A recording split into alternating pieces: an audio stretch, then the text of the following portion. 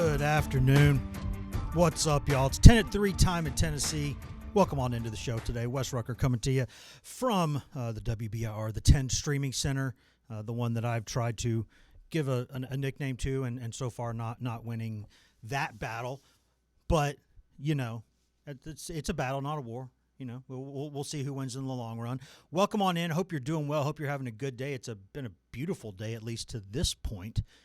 When I walked in today, it was really, really, really nice outside. Like, hey, at some point, we might be losing the ice caps, but these 70 degrees days in November in the meantime are not bad. It's beautiful. They're not bad. Again, it's been a beautiful few days. They're not bad. Loving it. We got so much to discuss. Got Tom back there again on the ones and twos. Tom Barclay, the Lord of the Streams. Always great to be here. Which I am going to call him Lord of the Streams, and we're just going to have to deal with that. And I'm trying to figure out also just a quick heads up here.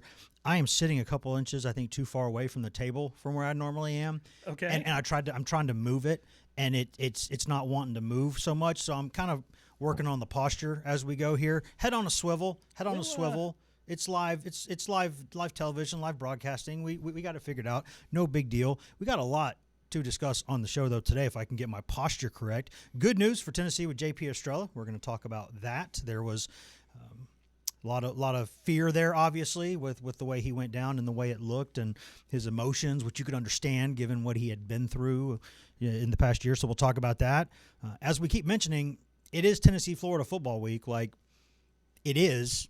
Tennessee goes to Gainesville in just a couple of days, right? Like, it's here. And in Florida, they're talking more about, who's going to be the coach. Are they going to be able to get, Lane Kiffin and his family are down there? Can they get him? LSU's in there too. Like, so they're not bowl eligible. Like, there's a lot going on down there. Very low-key Gatorhater week. Yes. Very low-key. And Florida basketball is the reigning national champs and another contender for the Natty this season. And so they're talking about that and who's going to be the new football coach and all these other things. And by the way, ho-hum, one of the SEC's better rivalries, at least of this century, is heading that way in a couple days. So that's interesting. Tennessee, of course, not having won there since 2003, which quite a long time.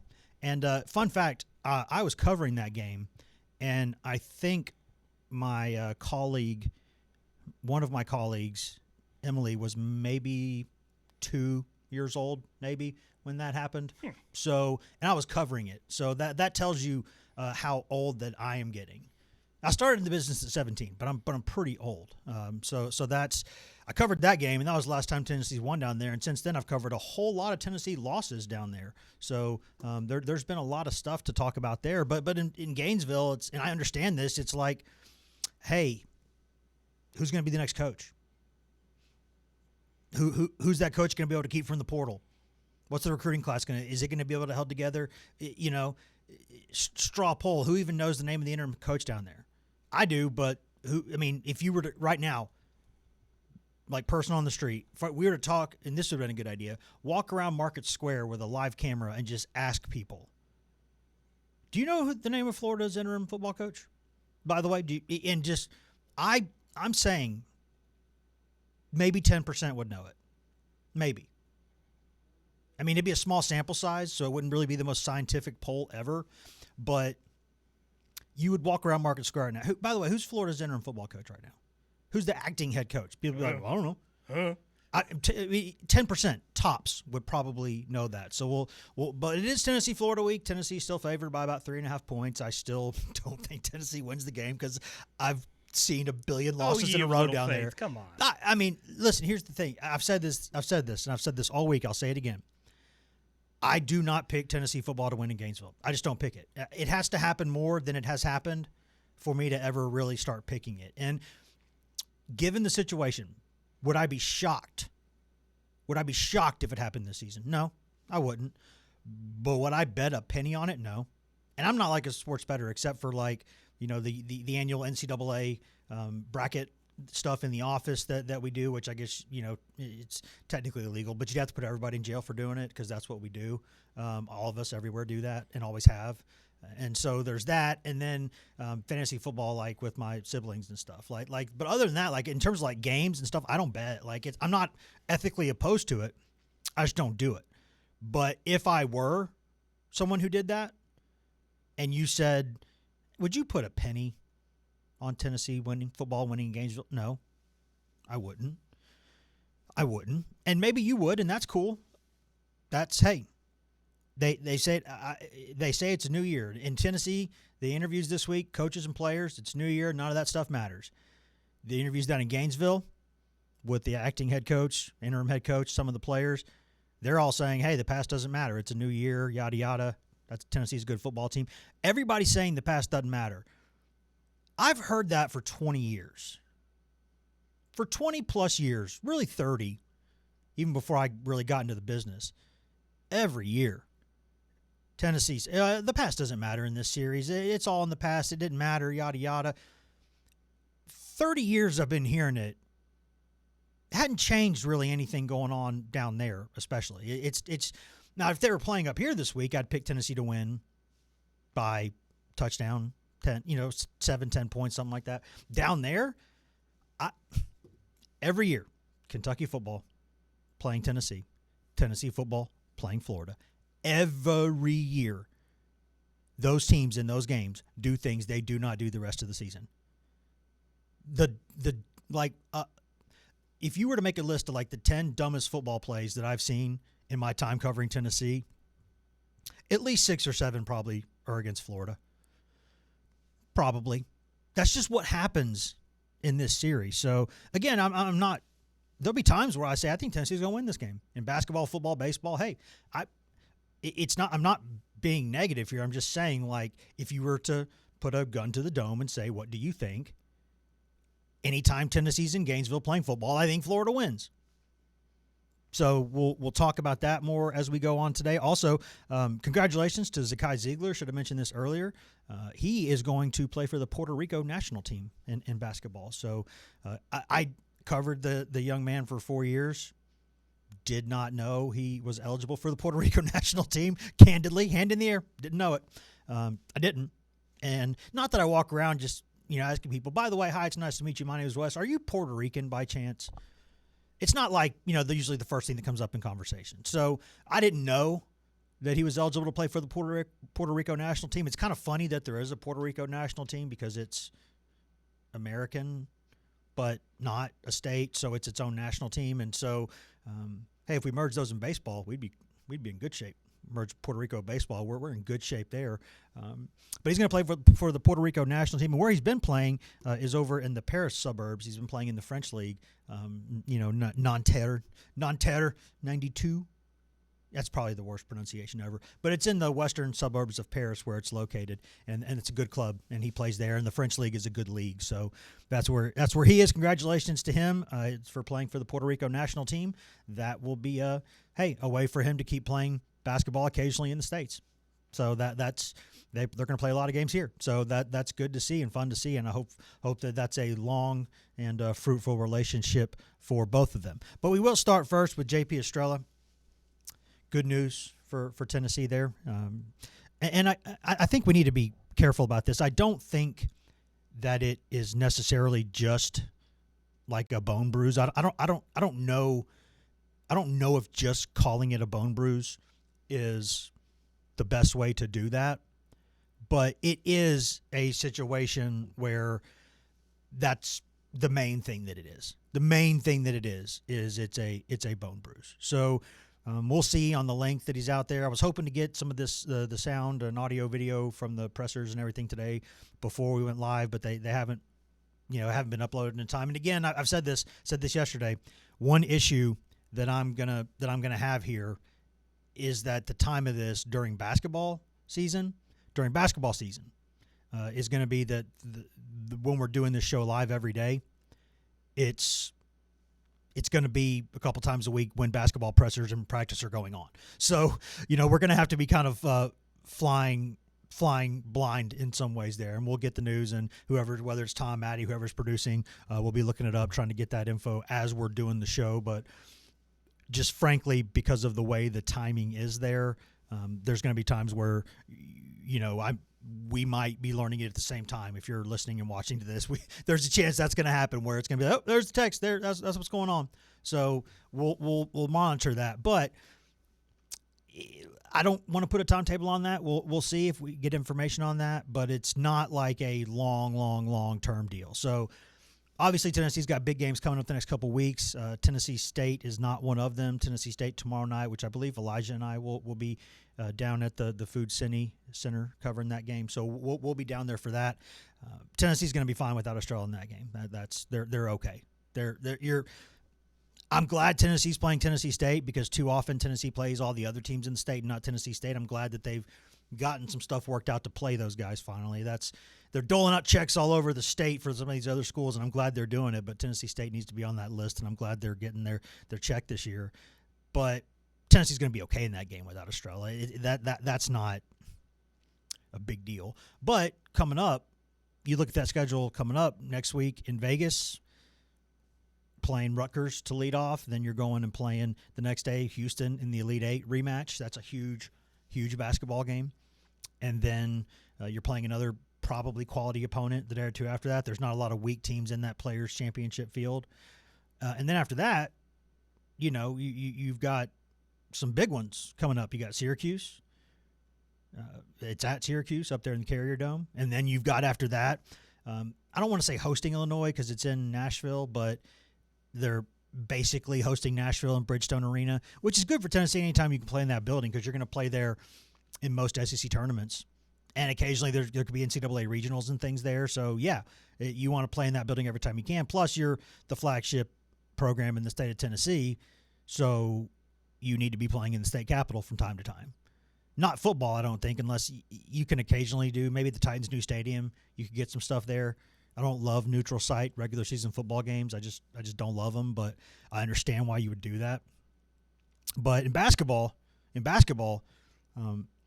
yeah, I get it. Yeah, you want to be playing in Bridgestone. And the time they're doing it, when the students are out on holiday break, it's a perfect time. Because the energy in the building's never the same when the students aren't there. The students aren't there, you're not, and it's just it's a different time. It's a different energy in the building. So that's good to go ahead and play that game there. But that's a big game, and so we'll see if Estrella's ready to go for that. And then after that, you're pretty much getting ready for SEC play. So Tennessee's kind of ramp-up time ends tomorrow. If you're listening to this on a Wednesday, then it's tomorrow. If you're listening to it on a Thursday, it's today. But Thursday, that's basically when the ramp-up season ends, and you got to go get ready to play the bigger games, the ones that you've positioned yourself to play. So if you're Estrella, you don't want to miss this time. But after what he's been through, and if you had told him and everybody around him at that moment when he got hurt that it was just a bone bruise, and you offered them that deal, they'd rip your arm off, shaking their hand on that deal. I mean, there was, I don't know if you've seen the video of it, but Danny White was sitting near courtside, and when he saw Estrella go down, Tennessee's athletic director sighed, said a word that I probably can't say on here, and then slapped the snot out of the seat that was next to him.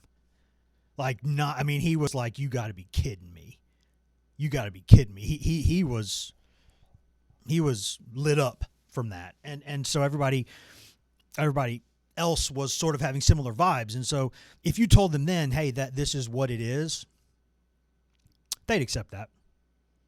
Bone bruise, maybe a couple other little things in there, but nothing torn, nothing broken. Not that a bone bruise is a small thing. I mean, go outside and hit your knee with a hammer and bruise that bone and see how you feel. You probably don't feel very good, but it's a lot better than, something torn in the knee. It's better. So, yeah, that's pretty good news there. We'll see how long he is out, but that is good news. I also mentioned Zakai Ziegler and that news. That's a lot of basketball news for today. We have been heavy on basketball the past couple of days, and you understand why, because you're like, hey, it's Florida week, but there's stuff going on. Estrella, that's a big deal. That's a big deal. I mean, that's Tom, you don't think we've done this wrong, do you? Like, with this Estrella thing, and Florida game being what it is this season, it's weird to say this during a Tennessee-Florida football week. It does seem weird, but I think I've talked about it in the past. It's like this year the Florida game's a lot later than it was in recent years past. Yeah. It's been about almost a decade since it was this late in the season. Yes, I think the last time I can remember it being this late is the 9/11 year. Oh wow! So like I remember that was the year that more than 2 decades then since we've. Yeah, that was the 9/11 year when it got moved back and Tennessee goes down there, and of course this being Tennessee, Florida, even when something good happened, something bad happened.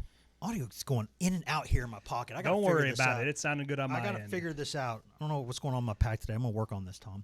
But even when Tennessee, Florida, knowing this series, like the last time Tennessee went down there, this late in the season was 0-1. They were heavy underdogs. I don't know if it was double digits for sure.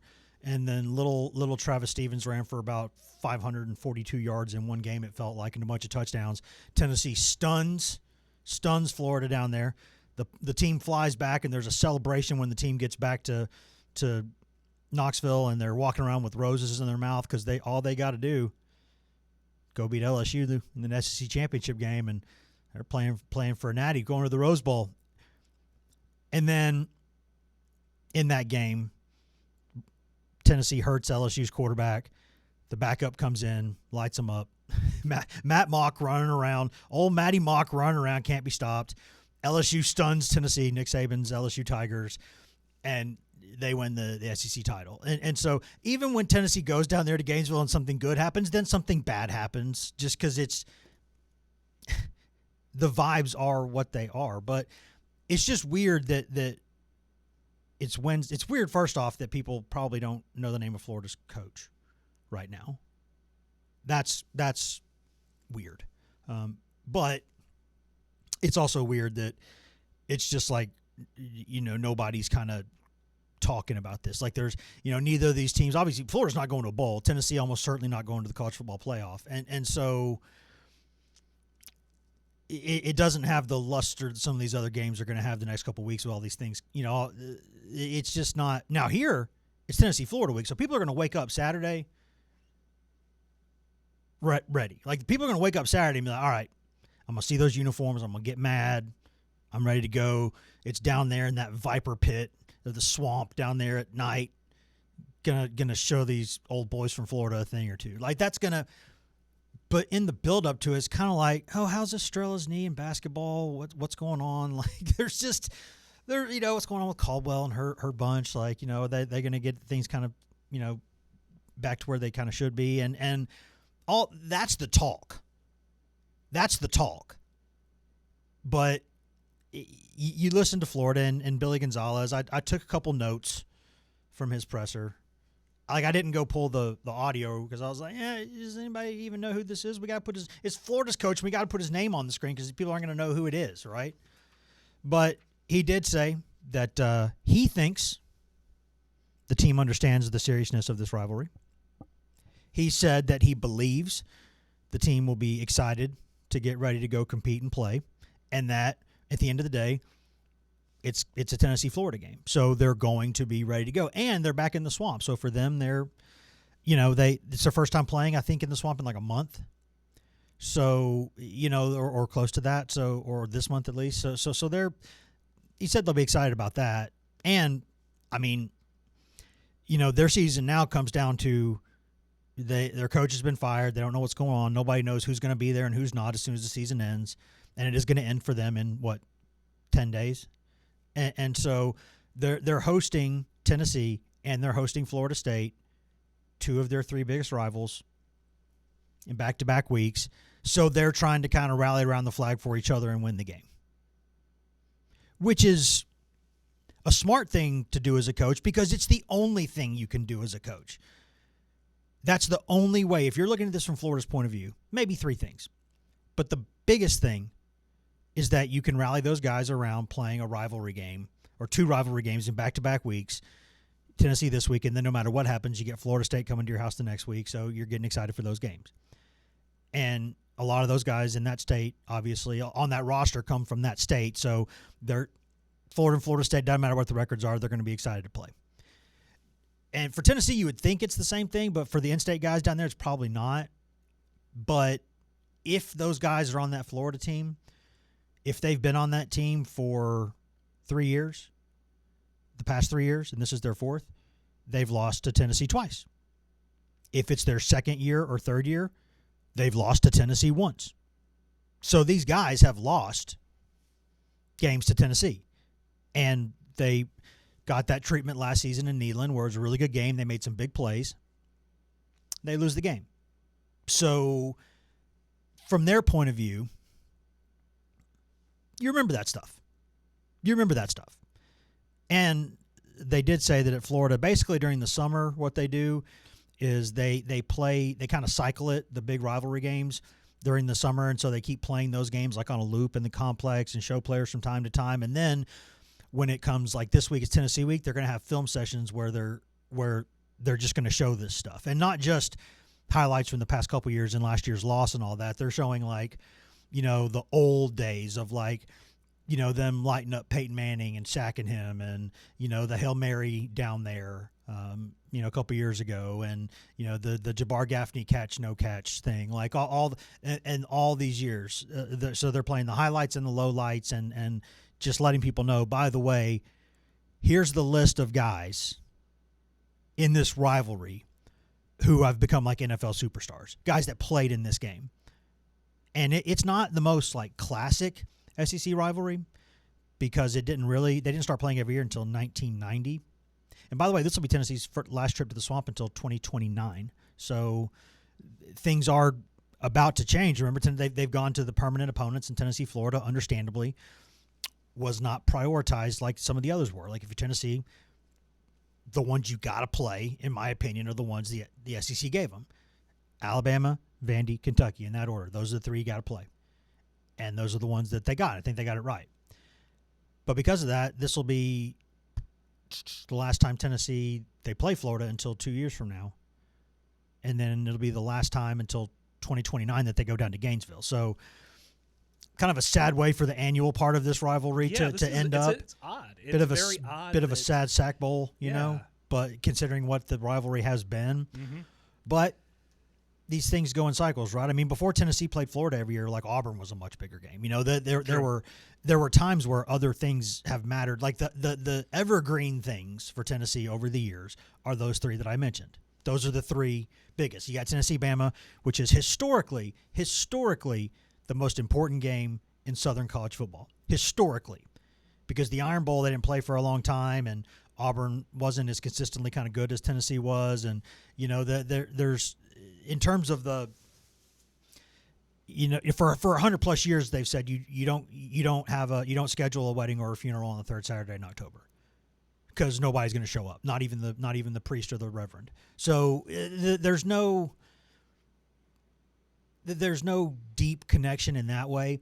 But for people of a certain age, let's call it, I don't know, 45 and younger, maybe. People 45 and younger. Florida, for some of them, might be number one on their list.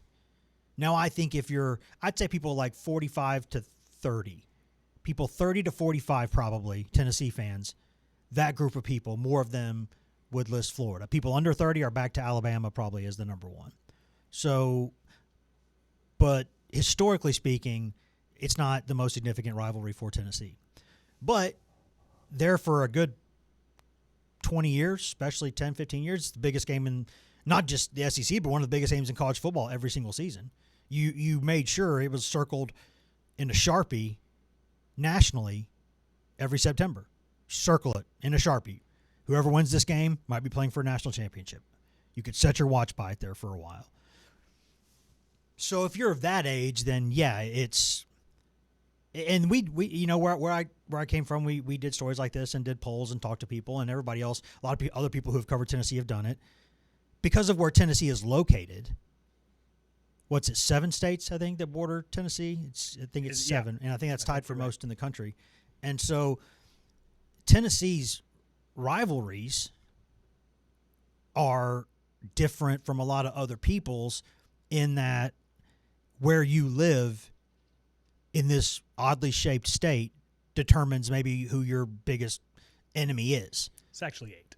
It's 8? Okay, there you go. 8 states. 8 states. It is. I mean, Tennessee is such a long Yeah, it's state. weird. Like it's like it touches like Missouri. It's because you got your Gulf states below us, right? And they're kind of evenly, and then it's We're just a weird shaped state where it's a long, weird shape, it's just and then Missouri with its little panhandle down yeah, there. the really interesting. Like I think if you asked a straw poll of Americans, do Tennessee and Missouri touch each other? I'm pretty sure more than 50% would say no, but they do. They're for just a couple miles, but they do. Yep.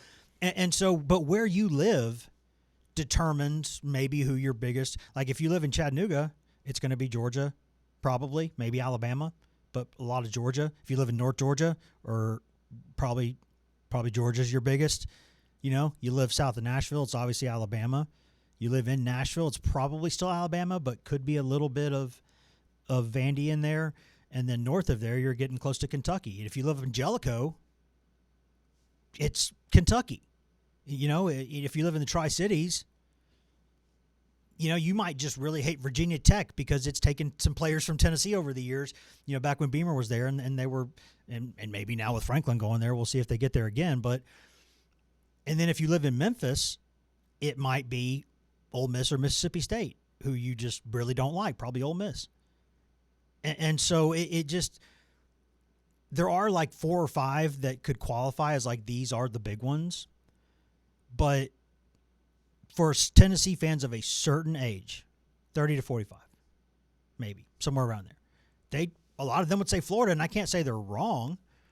I technically fall into that age range, but I just say Alabama just because I'm a history guy, and, you know, like football didn't start being played in the 80s or 90s or the aughts, you know. It did. That's not when football started being played. Like, history matters, and you know that we live in a world where things almost start to not matter to some people anymore, or no perspective of what's gone on before. And I'm going to sound like an old man real quick, but it does matter.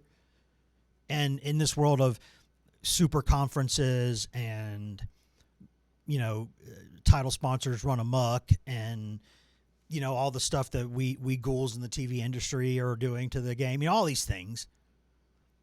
And despite all of that, some things have to matter. Some things have to be sacred. But for Tennessee, the fact is, if you were to only pick 3 to play every season, historically speaking, with Tennessee, the league got it right. Now, as a consequence, that means that Florida's off the table as an every year thing, and that it sucks. It does, because that would be number 4 for me. For a lot of people, it'd be in their top 3. For some, it'd be number 1. But historically speaking, and I would say for Tennessee's long-term health, probably a good thing that it went the way that it went. Now, it's easy to say that because the past few years, or a couple years at least, I'm still trying to work on this posture. The past few years, past couple years at least, Vandy's been better than Florida. Now, is Clark Lee going to stay in Nashville forever? I doubt it. Is Diego Pavia going to have any more time at Vandy after this season? I mean, I doubt it. I'm pretty sure not, but this time last year, I wouldn't have thought that he'd have been here this year. Now, can they keep repeating that? Like, can Clark Lee keep repeating that? Maybe. He's a heck of a coach. And I'll tell you this, their general manager, Barton Simmons, a guy who's a former coworker of mine, great guy, knows exactly what he's doing building that roster. Knows exactly. He was one of the nation's best recruiting analysts for years. And you talk about a smart hire, Vandy getting him in there a couple years ago. He has done great work. You know, getting them a competitive roster of guys who physically and between the ears and with their kind of competitive spirit fit in what they want to do. And so I think if Clark Lee and Barton and those guys stay there, they're going to keep being relevant. Now, are they going to consistently be like competing for a playoff spot? I very much doubt that. But if Vandy ever wanted to flex its endowment muscles into NIL, if it ever wanted to flex its endowment muscles with facilities, then yeah, it could be a factor consistently. Will that happen? I mean, I don't know. College football has been played for a long time, and very rarely there's been pockets in there where Vandy was relevant. Historically, not so much. So let's say I tell you right now, you can either play Vanderbilt or Florida the next 10 years. I don't know a single coach. Who would say, I'll take Florida. I just don't know. I don't think that would happen. Now, that doesn't mean you're right, because Florida obviously is not as foolproof a program as we thought it was. They've kept getting it wrong and not being quite as good as they should be with coaches. And even when they get it right, like with Meyer, they burn the thing down on the way out the door. Which, by the way, speaking of Urban, he will be honored for his Hall of Fame induction this weekend. So, speaking of guys who, are nemesis of Tennessee over the years. But if you said, hey, I would like to win games, I would like to have more games in a calendar. If I'm a coach with millions of dollars and my future on the line, yeah, I'll take my chances over the next 10 years playing Vandy every year. Because Florida gets it right with a hire, boom, right back to being Florida. Vandy, a lot of things have to keep happening for them to keep being anywhere near what they are. It could happen. And I know a lot of people, a lot of Vandy fans who have suffered for a lot of years, Tom. They've suffered for a long time. Their sports life, with the exception of a few years there in baseball and women's bowling, they've not been great. Had some moments in men's basketball here and there, had some moments in women's basketball here and there. Sure. But just historically, it's a sad sports existence. I mean, I'm a South Carolina fan, so I kind of understand your words, exactly not mine. I didn't say it. I'm just being honest. I'm not going to hide that. With Don South Staley, Carolina, what? Similar situation. Don Staley, what? A few years there were top of baseball, and obviously women's basketball right now is a big deal. It turns out being a really great baseball coach doesn't necessarily mean you're going to be a great athletic director. Yeah. Just saying. Ray Tanner. Just saying. So, yeah, but you understand. Absolutely. Like I said, if there's a team I can, understand, it's Vandy. Yeah, and so that's, but there's a lot of things that they're going to have to do to kind of keep that being what it's been. And so I would rather play Vandy every year. And I think historically it's the right thing to do. But you do that and something's got to give. And what's had to give is Florida. And it would be great. It would be great if both of these teams were college football playoff contenders going into this game. As it is, Florida's not even going to a bowl. Tennessee, 1% chance of getting back into the playoff picture? Just don't have quality wins. Right on the cusp there. Just don't have quality 20, wins. Right? That's what's going to come down to is they don't have, Vandy at home, if they win that game, would be the best win. And there's other teams that I think would have. Right now, go look at Texas. And I think Texas will lose to A&M and go to at least 4 losses, so that won't really matter. But if you look at Texas's schedule and Tennessee's, Texas got 3 wins better than Tennessee's, I think. And so that's why this week is the first time that Tennessee has, when Tennessee had 1 loss, it was the highest 1-loss team there for a while. When Tennessee had 2 losses, it was the highest 2-loss team. And then when Tennessee had 3 losses, last week at least, it was ranked the highest 3rd-loss team because you could make that argument. But this week, Texas is ranked higher as a 3-loss team, and it should be because it's got some maybe worse losses, but it's got better wins. And so that's what's going to happen. Some of these other teams, if you're a Tennessee fan, you're thinking, hey, some of these guys are going to drop down to 3 losses. Those teams are going to have better wins. So I don't see it. I also don't, frankly, see Tennessee winning. I don't see Tennessee ending the season 2-0. I think Lou, my guess, and it's a guess, I don't know. Remember the rules of the show? There's a difference between think and know. I don't know what's going to happen. But what I think is that Tennessee loses in Gainesville and beats Vandy here. And so at that point, you're clearly not a playoff team at 4. There's not even a conversation. So, yeah, it would be nice if this game were relevant. At the end of the day, 7:30 p.m. Eastern on one of our competitors' networks, the ball's going to get kicked off in the air in Gainesville, and you're going to have a Florida uniform playing a Tennessee uniform. And for that period of time, you'll be locked in. Like my good friend.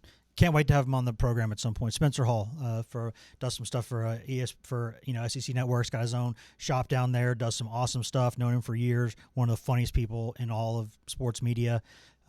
Some of the jackets he used to wear to SEC Media Days, my goodness, they were magnificent. Love the guy. He calls this week always Tennessee Hate Week, and he has different posts every day because he's a Florida guy. But I haven't even talked to him this week. I haven't swapped messages with him, and it's like. That's weird. That's weird for this week. That's weird. I think I've swapped a couple texts with a couple people I know in the business, colleagues who cover Florida, but it's honestly been like, so what's going on with that coaching search down there? It's not been like, hey, thoughts on the game this weekend, fellows? It's not on the top of anyone's mind. It will be Saturday, and it should be.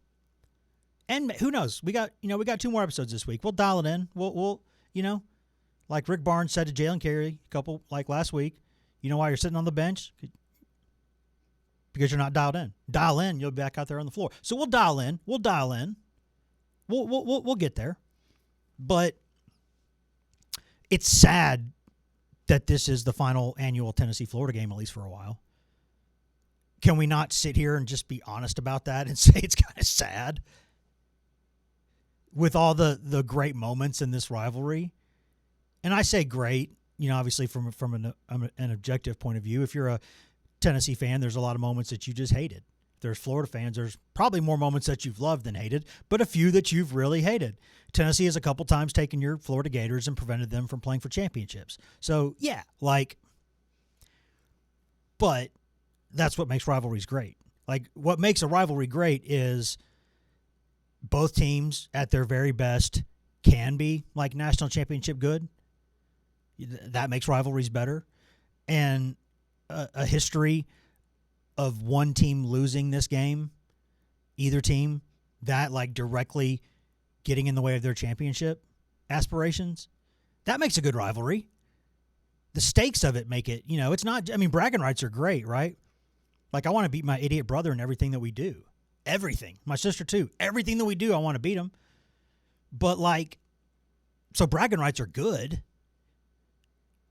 But you got to have stakes too. Someone's got to have a little skin in the game. You got to have not just bragging rights. You got to have my team won a championship because it beat yours in this game. Or my team wasn't even that good that year and we kept your team from winning a championship. So how you like them apples? That's what a rival, those are the things. And this rivalry, for the short space of time that it's existed, relatively speaking, has plenty of that. There are Tennessee wins in this series that have prevented Florida from winning or competing for a national championship. And there are Florida wins over Tennessee in this series that prevented very, very, very good, very talented Tennessee teams from even competing at the end of the season for championships. So, and during this time, both of these teams have won multiple SEC titles. Florida multiple natties, Tennessee one natty.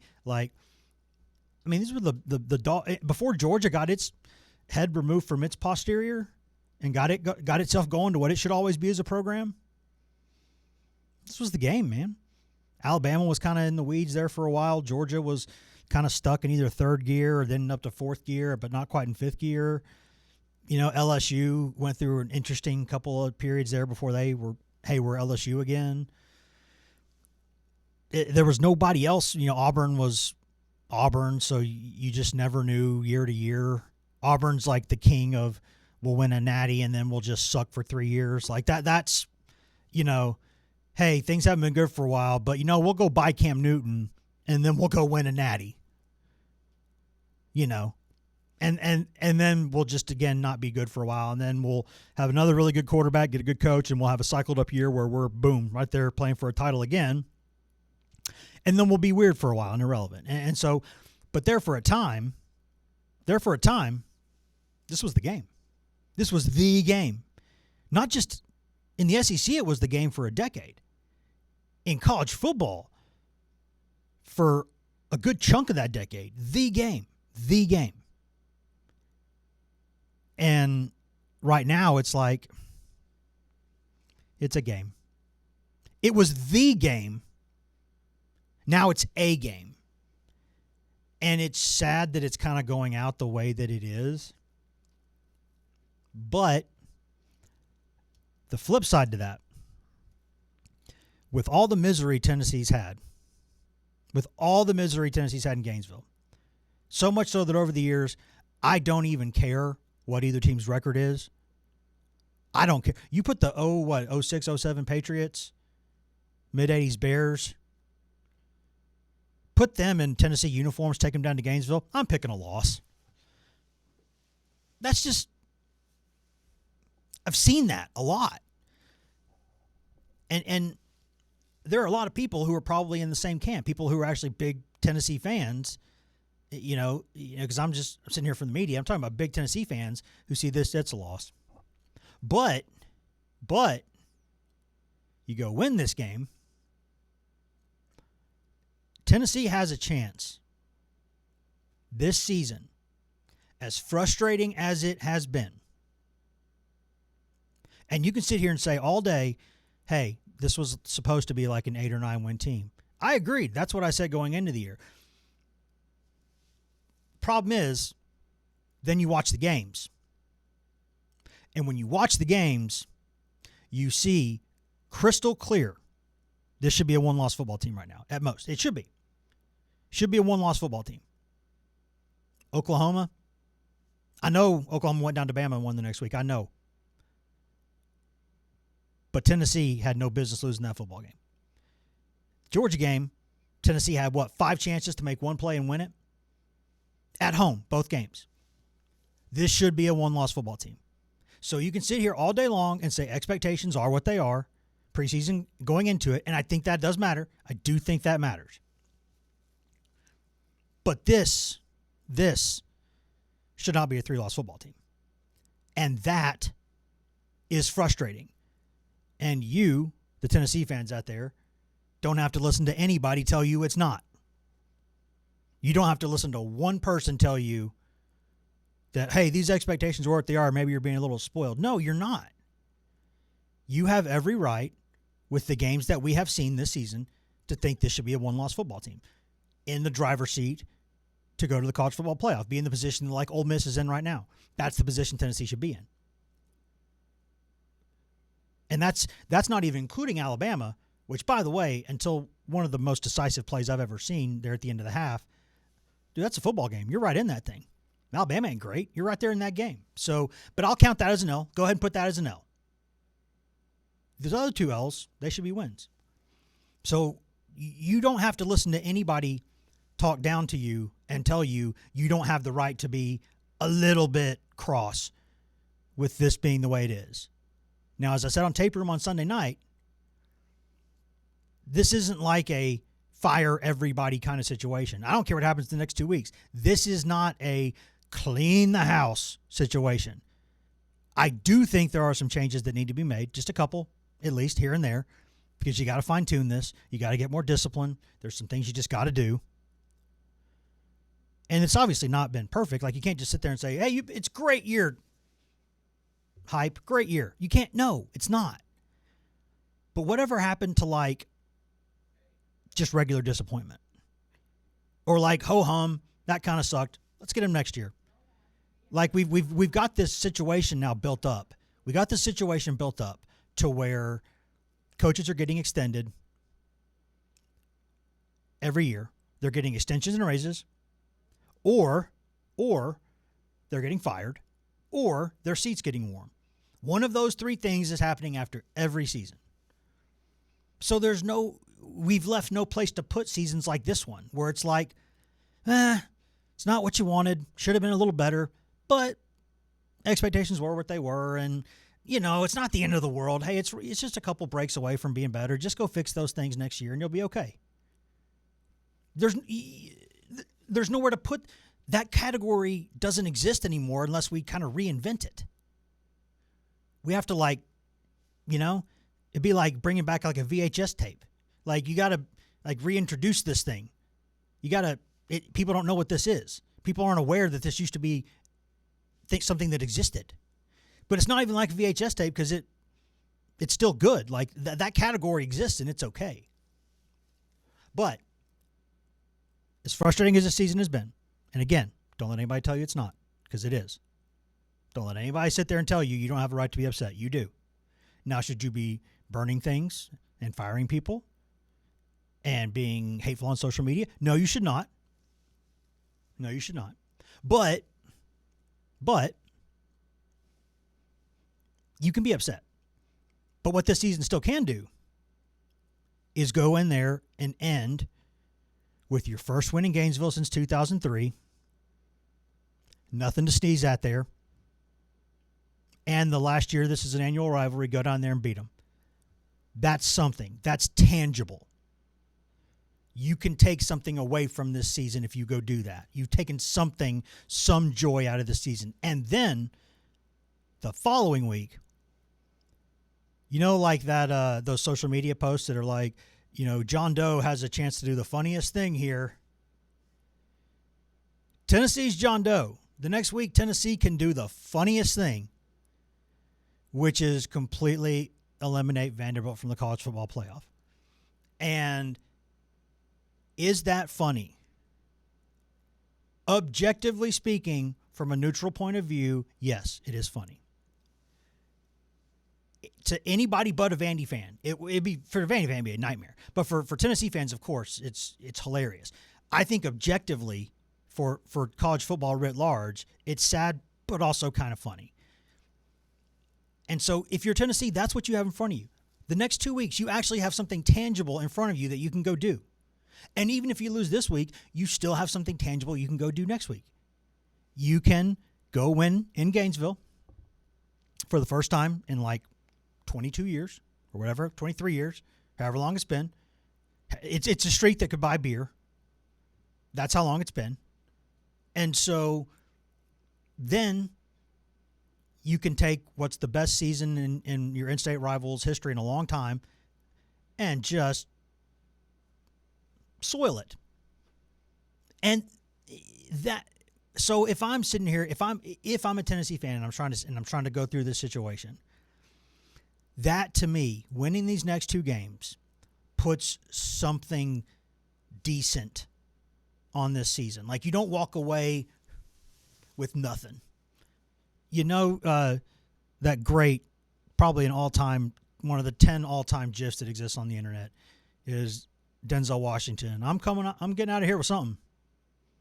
I see you're a GIF person. Yeah. Oh, just, I've you can't not be in this era, right? You just see things and you laugh. And they pop up on your phone and friends send them to you and, But it's like, I'm leaving here with something. You're leaving here with something. For Tennessee, you have a chance in the next couple of weeks to leave this season with something. Now, will that change the fact that it is a frustrating season? No. Will it change the fact that you as a Tennessee fan have every right to tell anybody who disagrees with that they are wrong? Doesn't change that. No. You still have a chance to say, guys, this was a frustrating season. I don't care if this was supposed to be 8-4, 9-3. I saw the games. They happened. Were you watching the games? There's a lot of games to watch. So, honest question, were you watching them? Because if you'd watched them, you'd say, that's frustrating. And it's hard. I mean, I'm someone who, I vote on things. I've been on the AP poll. I've been on, I vote for the Heisman every year. I've done the AP All-America team, the rankings, all these things over the years. And, dude, it's hard. Especially you get married, start having kids. Like, it's a lot of games to watch, and it's great. It's the best job in the world, as far as I'm concerned. But you're still having to fast forward and see a lot of things in a lot of games, look at a lot of numbers. At least I am. I think if you vote for anything, you take it seriously, and you should be honest, and you should tell people what you voted for and why you did it. I think that's accountability. And I think there are some people who have these votes who shouldn't have them because they clearly don't know what they're doing. Not that I'm perfect, but like, I'm not just being lazy about it. Like, if I'm voting for something, I'm watching the games. I'm looking at metrics that exist. I'm trying to be serious about it. And so that's a question that I would have and have had with my friends in national media who have kind of said Tennessee fans have been spoiled this season and they don't have a right to be upset about it. No, that's not true. Have you watched the games? I watched them every play. If I'm a Tennessee fan, I'm a little bit upset right now. I'm not burning everything in sight. I'm just saying, that kind of sucks. And I'm moving on. Yeah, it's basketball season. Teams ranked again. Elander era starts in baseball. Kim Caldwell's got a good team too. Tennessee softball's always in the conversation to get to the World Series, and then inevitably lose to Oklahoma because everyone does.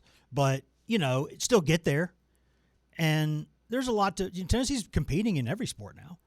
If you're a fan, plus whatever pro teams you like maybe they're going to have a good year. So you don't have to burn everything, but you can be upset. That's fine. But you can walk away with something. And there's value in that. There is. I mean, there's lots of years in my life, as a Cubs fan or an Arsenal fan, by the end of the year, you're like, what's even happening? What's the point of any of this? I'll watch it because I'm a psycho.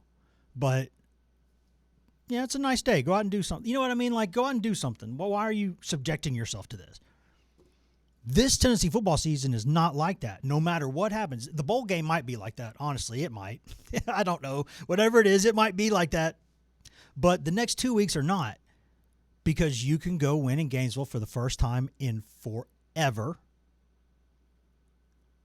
And then you can just pull up your leg and on the fire hydrant of this Vandy season and just soil it.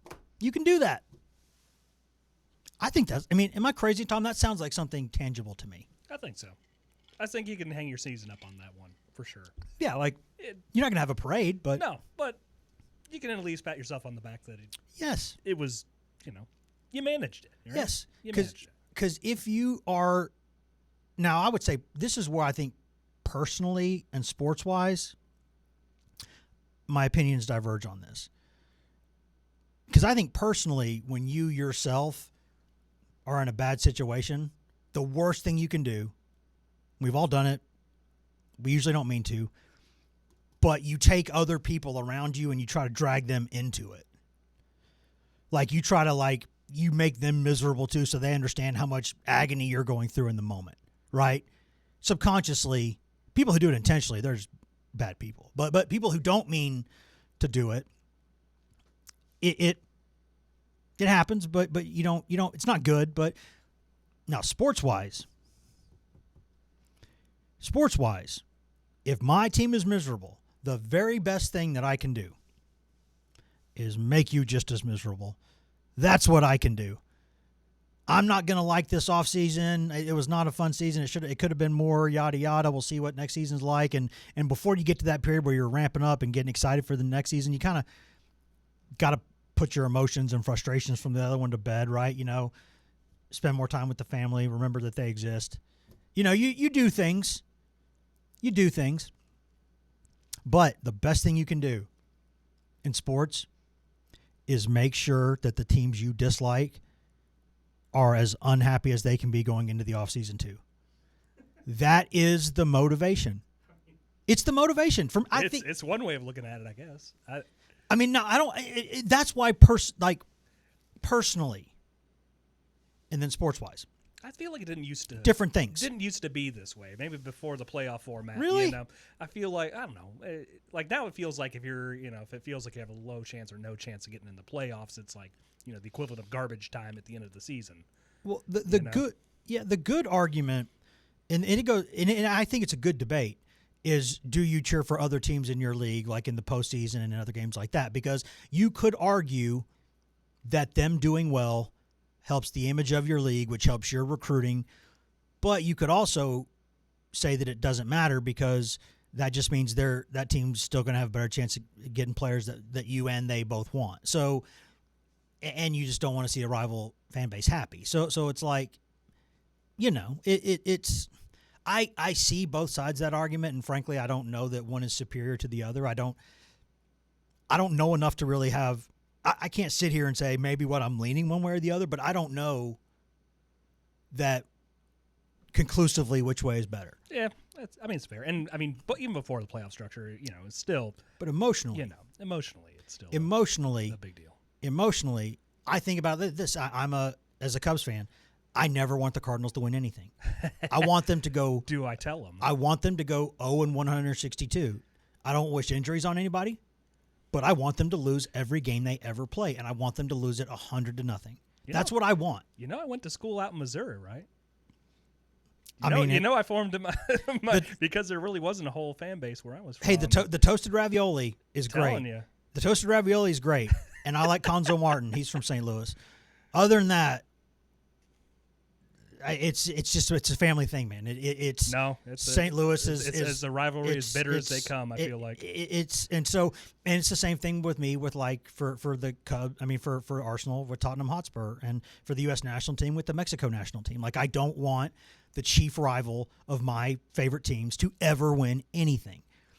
And if you have a chance, like if the Cubs went into a season at the end of it, they couldn't win the pennant.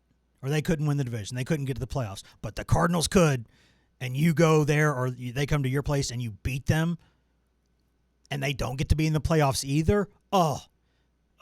Just that to me is almost, I'm not proud to admit this, almost as enjoyable. It's part of the game. As my own team's success, the rival's failure is almost, it almost creates the same sensation going through this body. It just does. That's me personally. So I'm not going to sit here and say I don't get it. Oh, I get it. So if you're Tennessee, that means that you can leave this season with something. And if you're the players, you can leave here with something. You can do something at the end of this frustrating season that matters. Winning down in Gainesville matters. Knocking Vandy out of the playoff matters. All of these things matter. And so we've not talked a lot about Tennessee, Florida this week until today, honestly. We'll talk about it more the next couple of days, most likely. But if these Tennessee coaches and players understand how much they still have to play for, I think there's a chance they could play pretty well the next couple of weeks if they're in that mind space. We'll find out if they are or not. But if they're in that headspace, I think they could channel something and they could have something for these next 2 weekends. They're going to need it because they're going to have to play well to win both games better than they have been. So we'll have more to talk about that the next couple of days. We got a lot going on. Obviously, another basketball game for the men on Thursday night. More to discuss there. Estrella's injury, etc. Lots of fun stuff to discuss, and we'll get to it. But until then, we'll get back to it in about 23 hours. So we'll see you, in about 23 hours. Thanks for watching.